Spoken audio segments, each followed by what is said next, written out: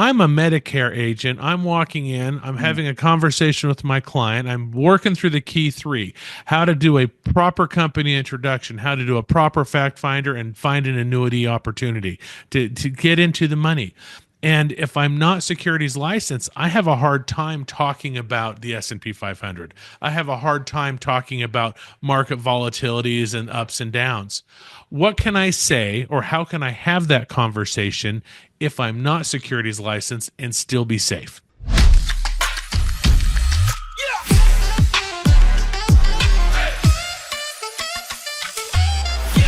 Hello, everyone. This is Ryan Anderson, the host of Annuity Fundamentals, and today I've got an oldie but a goodie, Scotty G, or Scott Groskreutz. I don't think I'm that old. No. I mean, you've been on the show a few times. You're a very popular guest. I mean, and with everything that's going on in the world today, you being a financial advisor, the principal of SG Financial, I wanted to get together and talk to you about risk. I think that there's a real opportunity here for agents out there to have a risk conversation with their clients, even if they're not securities licensed, and be able to kind of lean them towards the annuities, lean them towards some of the more safe solutions. That we've got a lot going on out there with interest rates are, they're all over the board right now. We've got the market all over the board, everything going on with tariffs, everything that's going on. There's a lot of uncertainty with folks, and as far as, and a lot of agents probably don't know how to have those conversations in a compliant way that is reflective of their different licensing. Is that a fair statement? Well, absolutely. I think if you went and just did a survey of Medicare agents, you asked them, okay, have you had any risk conversations with your clients? And the answer is probably no. And then the next question would be, well, if you did have them, and if you ask this question, when was the last time that you had a risk measurement tool done on your accounts in the market? And there really probably is one answer: they can't remember, right? And it's likely that a client who maybe has assets, stocks, bonds, mutual funds in the market designed their portfolio through the basic tools, functions of 401k. Yeah. And that's what they were left with. And now they're in retirement and they're looking at, okay, what asset classes do I have? How much risk am I taking?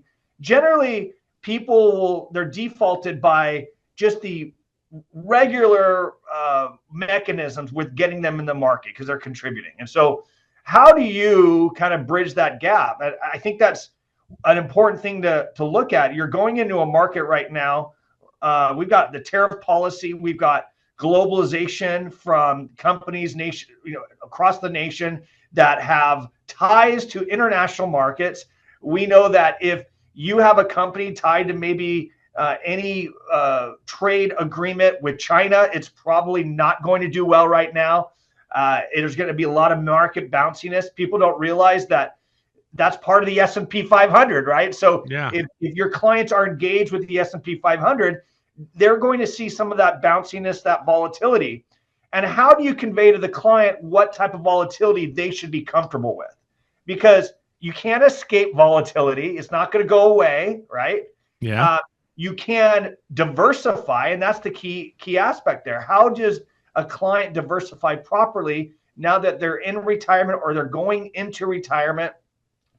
You also may say something like, client may say, well, Scotty, I've been doing this for 20, 30 years and it's worked out so far. Why change my risk? Well, because your needs have changed, right? And that's where we get into conversations about time horizon. How long do you want these dollars and cents to be in this account before you're going to utilize it?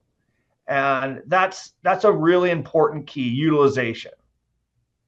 Yeah. So, well, let me ask you a question right there real quick here. Everything you just said is great, but what if I'm not a securities license? You and I are both securities licensed. We have the ability to talk about that.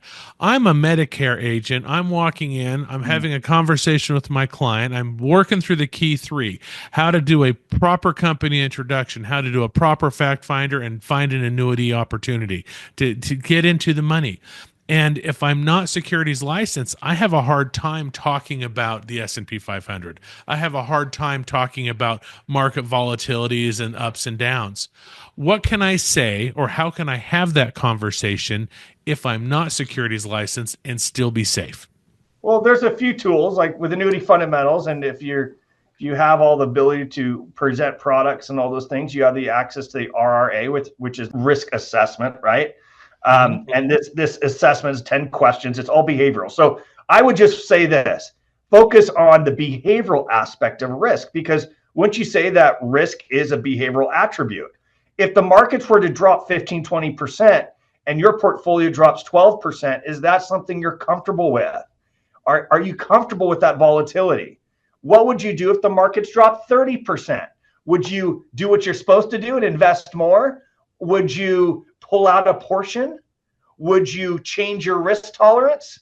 What is the hypothetical? And that's when clients open up and they start having risk conversations on what they would do. There are some clients that are saying, you know what, I'm thinking about just getting out. I don't like any of the risk. Yeah. And you will find, I mean, wouldn't you say, Ryan, when you work with clients, the older they get, the less risk they want to engage in. Absolutely. Right? And yeah. And so part of the other conversation with that is that I will go through here and I will ask clients, so how did you do last year? Well, I didn't do so well. The market was up 18% and I only grew by 9. Or the market was up 10% and I only grew by 5. Or the market dropped 9%. I was like, well, how much did you lose? About 4. And one of the things about it is that if you think about this, that you can't look at even the S&P, you can't look at the market and say, well, it's up 18%. I should be up 18%. No, that's not how this works. The thing about it is you want all the gains, but you don't want any of the risk.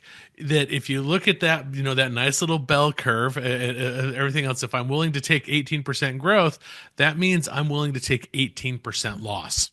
And if we have that standard deviation and get in there, now I'm getting all, economics and technical here, but it's been my experience that if you've got a solid fund, if you've got a good S&P fund, if they're invested well, they should get about half of what the increase is in the S&P. That should be a target for a conservative, semi-aggressive growth. Would you say that's about right, or am I kind of all wet? Yeah, I mean, it's difficult, right? Because so many clients are in different aspects. So let me give you an illustration of a client I had last week. They saw the volatility that they were experiencing in the market. Quite frankly, this client is maybe a little over leveraged in terms of their risk tolerance. But about 2 years ago, they carved out half of their assets in the market into annuities. Okay. And he said, Scotty, I don't like this bounciness. I've gone up, I've gone down. He's done very well. He's not even at a point in his portfolio where he's lost what he's made in the last 3 years. Okay. He's doing very well, but he's seeing that he's having some loss there. So for him, he's already sectioned off a important part of his assets, his need assets, into the annuities. And now he's got the other portion that's exposed to market risk. And so it's kind of like he's got a driver's license to drive a little bit crazier, because he sectioned off some of those assets out of the market that don't have that market risk, that are growing. And then he's got the market assets that can account for some of his variable expenses, the expenses that go up and down, the big trips, the car purchases, whatever that case may be, or even long-term care needs later in his retirement. So it has to do what I call the mix, right? You put the fruit in the smoothie, you put the yogurt, right? It's what is the mix that you like? Yeah. And that's more like going back to what we said before. That's a behavioral standpoint. It's what are you willing to risk? And so then the conversation, instead of, I need to reduce your risk, is we need to stay the course, because we've already done the pre-work on a safety first strategy. So part of it is, I'll say it's 2 things. So first thing that we do with our clients, and this is something that all of you can do with the retirement risk analyzer, is go through these questions with your client in the room, either paper or go through the digital version. And then there's something that we do, which is Dr. Wade Pfau's RISA, which is the Retirement Income Style Assessment. That really goes through the client is like, you need more income, right? Social Security isn't enough. Your pension may not be enough. How are you going to supplement this? And when you supplement it, how do you want to do it? So do you want a flat level income to supplement it? So let's say you have $70,000 in retirement income, including Social Security, maybe a pension. But we know 70,000 isn't enough with inflation. So maybe you want to supplement that income with an annuity that raises the floor of that throughout their lives. Folks, as a Medicare agent, you have the ability to use these solutions and tools to get clients to an idea where they can identify what type of income style the client is wanting. And there are some clients that just want to solve for a reduction of income because they know once their husband dies, they're going to lose some of that pension income. Some want to spend more. I have one client says, Scotty, we are in our go-go years, right? We want to travel, and we need the money to do it. And I know as we get older, we're not going to be able to do it. So can we just really pump up the income in these next 5 to 10 years? And then we're going to offload our income spend as we go down. Folks, as Medicare agents, you are income style designers. That's how you have to look at it. You're designing your income for your clients, and you map this out for them. I have another client who met with me. She said, Scotty, every year I go in about $15,000 to $18,000 in debt on my credit cards to spend on vacations, and I feel really stupid doing it. And then I pay it off for the remaining part of the year. And I said, why are you doing that? Like, you have these retirement accounts, right? Yeah. You can create this income for you. This is part of your, let's budget for this. Let's plan for this. Let's create an income designed with your retirement lifestyle. She now goes on her trips. She has her money. She can plan the next year out because she has the funds. She doesn't feel bad about going into debt. She's not going into debt in those experiences, and she's living a fulfilling retirement. So as we look at really designing risk, if I looked at her portfolio and I didn't look at it in terms of how she's going to use her money, then if she's over her risk threshold and she's taking money out for trips, that heightens her risk level, even if she's at a moderate portfolio. So what we're trying to do is first design the income, and all you Medicare agents, design the income for your clients. And then feel free, you can loop me in and we can talk about the remaining assets in the market to make sure we're not over leveraged. But the risk conversation will bring more opportunities for you to serve your Medicare clients in any other way. Because in any regard, your clients are experiencing risk. And especially now, it's really uncovering things for them with the market volatility. I mean, this is not like a 2008, right? We're not in a COVID year right now, but it's still volatility, and people have a short memory as it relates to risk. They think like the markets will always perform, and they don't. If I ask clients like, "What do you want the accounts to do?" They say to me, "Scotty, I want to grow them, and I don't want to lose any money."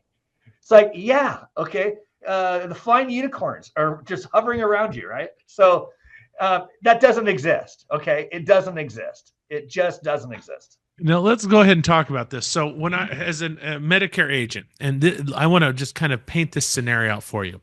When I would sit down with a couple, and I'm talking that my sweet spot for working with folks was under $1 million in assets. That generally they're ignored by the financial advisors at large out there. They're not big enough for them to really focus on. Those $2, $3, $4 million guys, they are inundated with financial advisors trying to get their business. So if I've got somebody who's retired and their financial advisor was basically the HR department at their last company, they got a couple of 401ks, maybe an IRA, between the husband and wife, $300,000 to $600,000 in assets. Basically, I want to kind of interpret what you just said and the approach to take. So we'd go forward, and I like taking the flooring approach, and that's a technical term that you build from the ground up. And so when we're talking income in retirement, and David Gaylor's Paychecks and Playchecks, he's really good with this. No, David Gaylor, he was income allocation. Tom Hegna's Paychecks and Playchecks. Sorry about that, guys. Both two great guys, very smart, know their stuff. All right, and then your book's also really good, Expedition Retirement, where they talks about that. That's also another really good read that talks about this. So as we're going forward, so I'm working with the client, and I ask them a few questions. Do you have Social Security? Yes. Plug that in. Do you have a pension? Yes or no. Plug that in. Then I ask them 3 income questions. How much are you making right now? What's your survival number? And then what's your thrive number? So, and those should be staggered. Survival should be the low one, your thrive number should be the high one, and your current income should be between the two. So we've got basically some baselines. We've got some measurables. And then if I take their Social Security and add that up, I add their pension, add that up, look at both of the husband and the wife, put that in there. Hopefully we're above the survive number. All right. So we've got that piece. Then we look at their assets. And the way that I go through and I like to do that is based upon your assets, I need to take X number. So if I've got a $500,000 portfolio, I need to take 250,000 of that to put into an income vehicle to get above your current income. And then over time with cost of living increases on Social Security, or if I put them into something like an Allianz ABC that has an increasing income, or an Athene solution that has increasing income, there's a lot of them out there. Or if I decide to ladder it with a fixed solution, where basically I've got a level income, but I've got another one that kicks in a few years. There's some different strategies we can use to give them those income pieces. But I identify a couple $100,000, $200,000, $300,000 of that portfolio for income. Then I take the remaining $200,000 or $250,000, whatever it is, and I say, okay, I need to preserve at least 125 of this for a safety net. I need to put it into something where I've got growth with no chance of risk. And so I'll put that into another vehicle, whether that's a CD, whether that's in a fixed indexed annuity for accumulation. And then I've got the other portion, 125,000 in this particular model or example, that is available for things that are equities, stuff like we're talking, things in the market subject to loss. But the idea behind it is between the income annuity and between the accumulation annuity, I have their lifestyle guaranteed for the rest of their life using these other income sources in addition to that, with a pension, with a Social Security. And then we've got that growth bucket over there on the side that's it's volatile. It can take gains, it can take losses.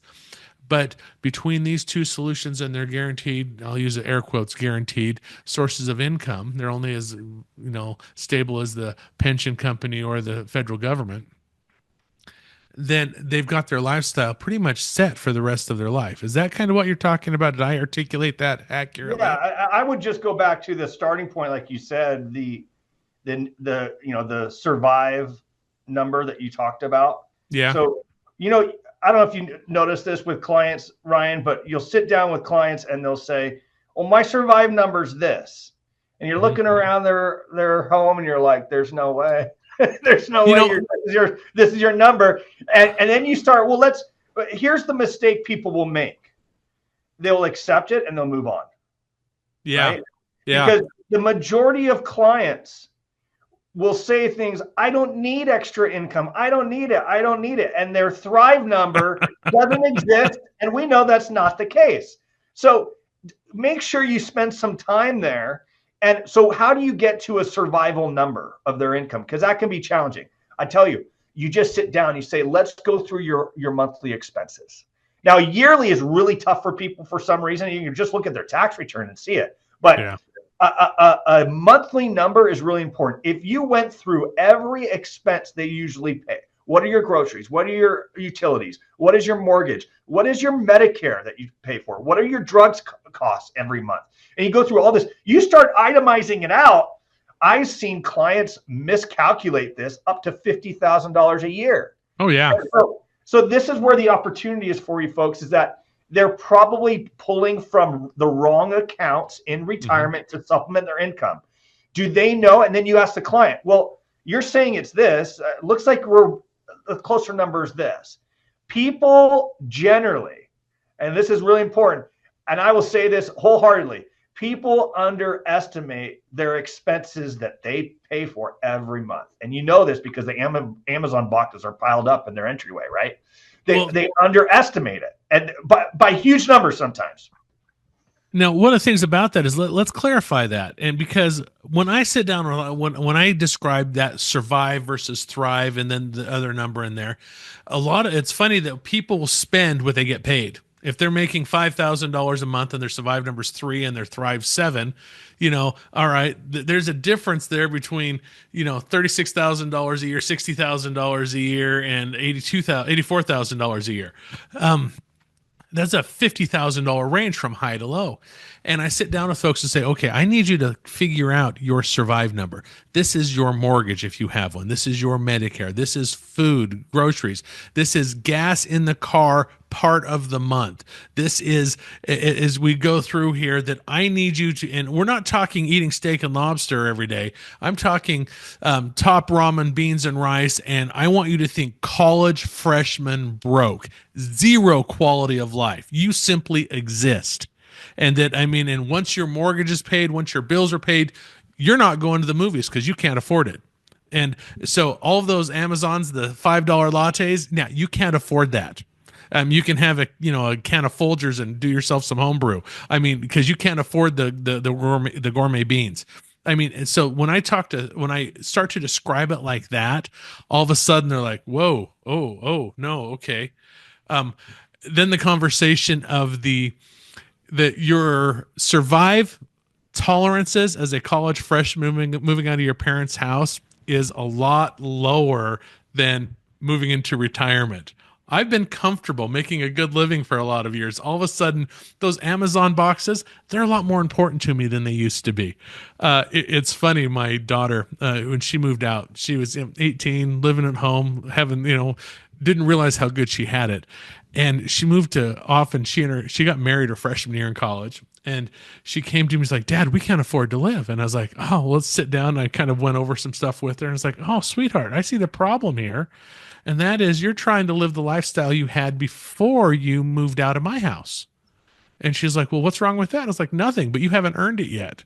You can't afford to eat out 4 times a week. You can't afford to do these things. And it was a shock to her that, what do you mean? My lifestyle's got to change now that, I don't live at home. And it's like, oh yeah. And I think when people move into retirement, they have a similar situation. It's, I'm on a fixed income now. I've got, these conversations about money that if they don't know what they're spending, if they don't know, and we haven't even gotten to other risk tolerances as far as longevity risk. We haven't gotten into other things as far as, we've talked a little bit about market risk, but we're just simply talking about how do I establish a budget and how do I get a starting point to get these things going. And these are the types of conversation that agents need to have as far as, and one of the things I have found that works out really, really well to start this conversation. I'm in the appointment with the client. It could be a Medicare scoped appointment. It doesn't matter. I'm going through and I'm asking about their Medicare, asking about their life insurance, asking about their long-term care. Then I get down to the money. And I ask them about, how much do you make in Social Security? Do you have pensions? Do you have any other sources of income? Then have you been able to acquire any financial investments, stocks, bonds, mutual funds, IRAs, 401ks, anything like that? They'll tell me yes or no. And then this question is really telling. What are the purpose of those funds? And then from there, I just simply ask them, I was like, well, with your permission, can I come back next week and talk to you about that? And I've got share some ideas and concepts with you, how you can take a gain when the market goes up, guarantee no loss when the market drops, be an educational appointment and move from there. But that conversation right there, where you get the client to talk about what are the purpose of those funds, is extremely telling. And it kind of really opens the door up to paint you as the Medicare or life agent as a financial professional as well. Absolutely. Yeah. So it's a good segue. I think it's a lot of going right into it, to your point, like, create that second appointment. It's difficult. You might bite off more than you can chew with the client when you're going through all the Medicare specifics, transition that appointment, and then come back with some real clear solutions on ways that can do that. I think you're going to do yourself so much due diligence and work with a client as you're talking to them with Medicare if you have the income conversation, because most people have just underutilized funds. I also say is there's certain categories, as you talk about with risks and clients, generally clients in their mid 70s, they're really not looking for additional income, right? They're kind of like, well, I'm doing well. I don't really have a need for income. But what they do have is that risk conversation is going to be more important. On clients in their earlier years in retirement, they really haven't forecasted out. They don't know what their income number in retirement is. That's something that you can help provide them and come down with great questions on what it looks like.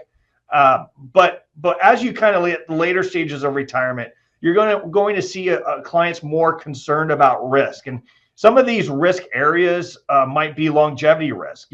They may have that income that is lower than they want, but they're happy with what they have, but they're concerned that they still may run out. I had one client that was just wanting to take out, I think it was $7,000 a year out of his 401k, his IRA. And I forecasted out for him, if he continued to do this over the next 14 years, he'd be out of money. And so he didn't realize that. And we were able to give him a little bit more than what he was withdrawing and guarantee it. So it's those little conversations. The other thing is, aside from longevity risk, as some of your older clients are going to be very concerned about market risk. And so many clients are unaware about the vulnerabilities they have to the current market downturns right now, and even what they may see moving forward. Some clients, as they get older in retirement, maybe in things like bond ladders or muni bonds, and they say it's tax-free. Well, that's great. Well, let's look at their tax bracket. Having a tax-free asset really worth it in terms of their asset allocation when their taxes are, extremely low in their lowest tax bracket? I see this all the time. And so these are opportunities to educate your clients.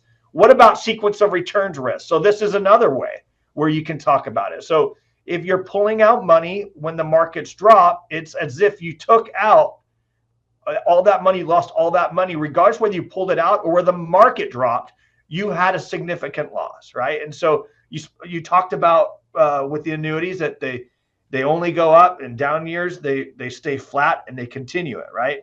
Right. And so when you look at annuities from that perspective, it solves for the sequence of returns risk.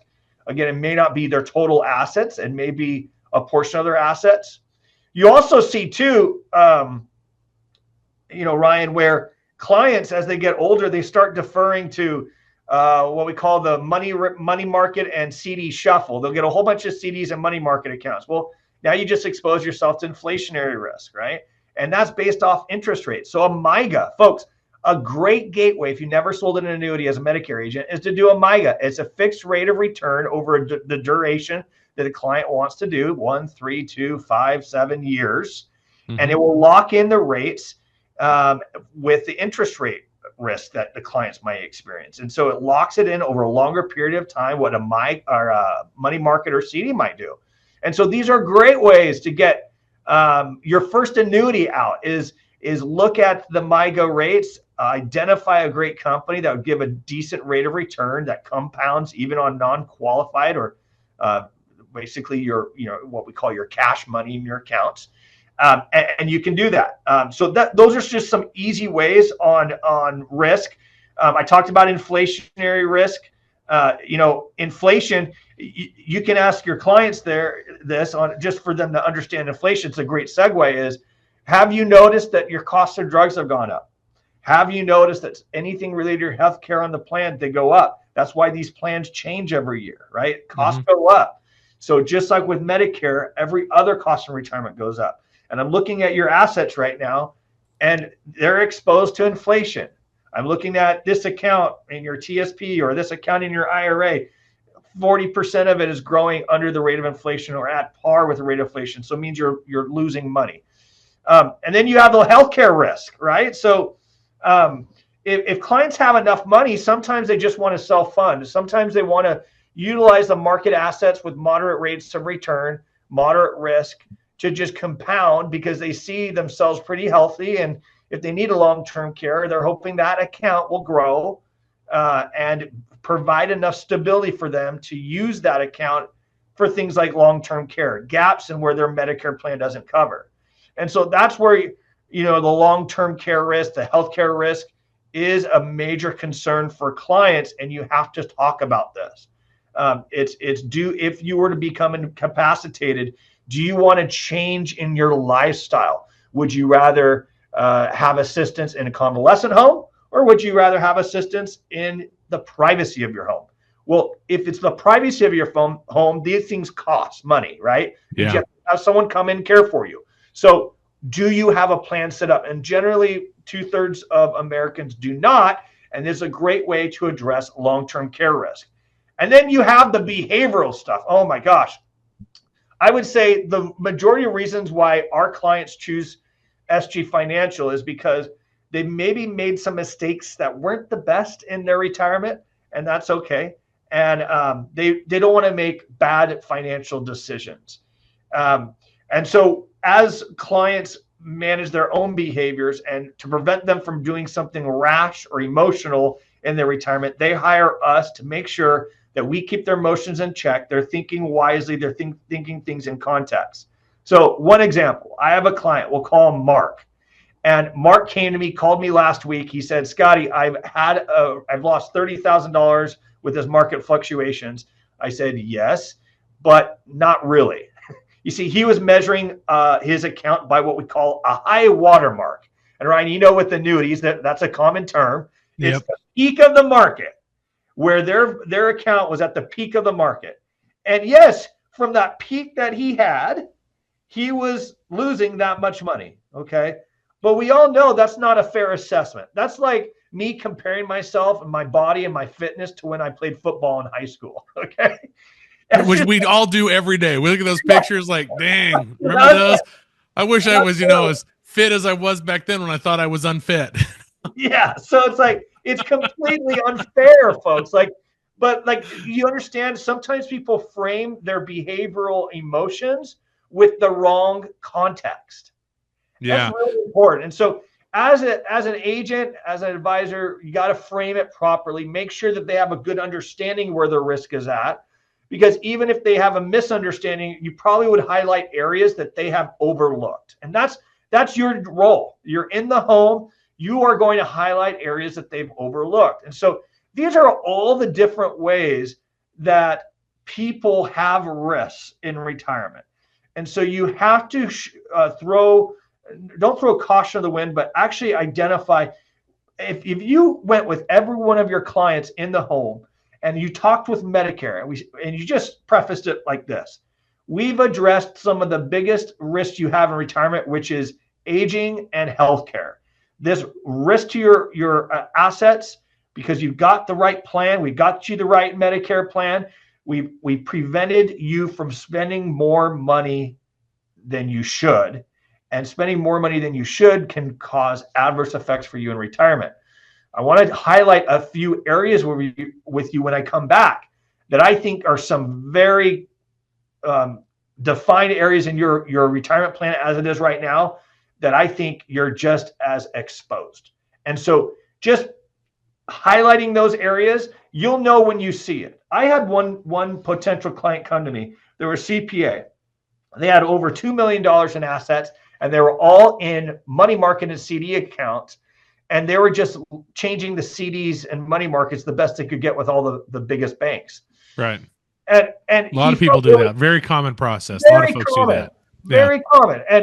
And you see this a lot with maybe their parents who survived the Great Depression, and they have this very conservative approach to money. Okay. Mm-hmm. And that's fine. And so, but folks, you have tools in your arsenal to address those risks. So what is the risk there? That's called inflationary risk. It's also called interest rate risk, because that's how these rates are tied with the banks. So shouldn't the client address those risks, or should they ignore them? And that's a great question for you to ask your client. There's something called reinvestment risk.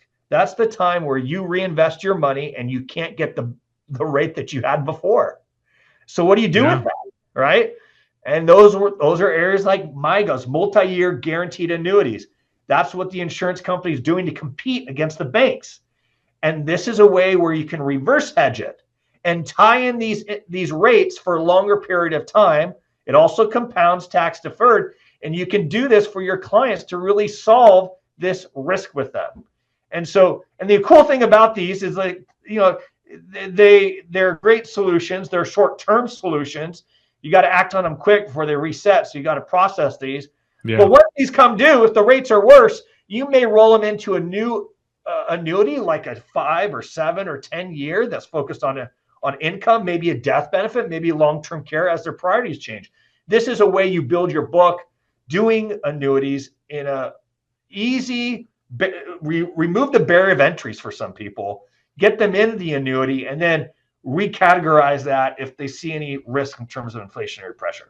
All right. Now let me just, we're a little bit over time here, but I just want to kind of go through here that we've thrown a lot at the agents here today. There's a lot of terms. There's a lot of thoughts. Is like, how in the crap am I supposed to remember all of these? You listed about 6 or 7 different kinds of risks that some of these agents have probably never even heard of. We've talked about solutions like MIGAs. We've talked about flooring approach. We've talked about income opportunities. We've talked about accumulation opportunities. There's a lot here. And this is what Annuity Fundamentals is all about, is that we go through and we take Medicare and life agents and we teach them these skills very slowly, very specifically. The process is really easy. You go through, you enroll in one of our 6-week-long courses. And if you're contracted with one of the IMOs we have relationships with, there is no cost for that. Which is amazing.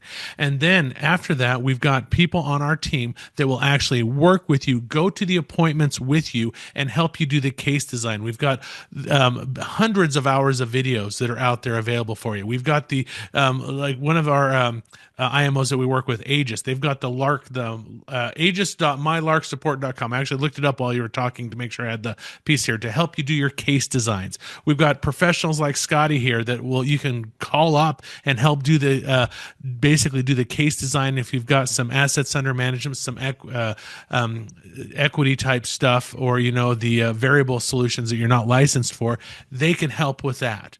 But if you have questions on this, please check out our website, annuityfundamentals.com, enroll in one of the courses.